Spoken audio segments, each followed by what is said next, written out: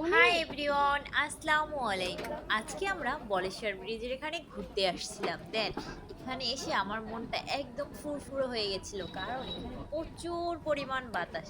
এখানে এত গরমের মধ্যে যে এত বাতাস ছিল, দেন লোকজনও কম ছিল, আমার কাছে বেশ ভালো।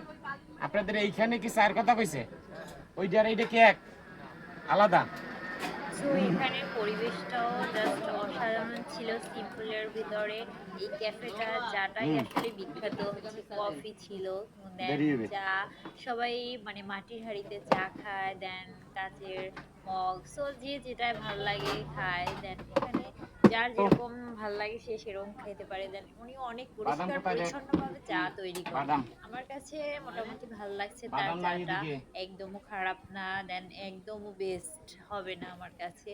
দেন মোটামুটি আর কি পারফেক্ট, খাওয়া যায়, কিন্তু সবাইকে নিয়ে খাওয়া যায় আর কি, এরকম একটা চা। সো আমাদের এখানে প্লেসটা খুবই ভালো লাগছিল, বলেশ্বর ব্রিজের কাছাকাছি একদম আচ্ছা, নিচে এনের যে এই চা সাইডে। কি খুবই ভালো ওই লাগছে আমার কাছে। মাটির কাপে না কাঁচের দেন কাপে দেবো? এখানে সবাই একটু আসে, বসে। আপনারাও আসবেন, দেন এখানে ট্রাই করে দেখবেন চাটা কেমন লাগে। সো তারপর তান্দুরিটা কমেন্ট তো করে মাটির কাপে হবে জানাবেন না। যে বলেশ্বর ব্রিজের পাশেই একটা ক্যাফে, এখানে মানে চাটা কেমন। দেন আমরা এখন টেস্ট করবো। দেন এতটুকুই, আল্লাহ হাফেজ।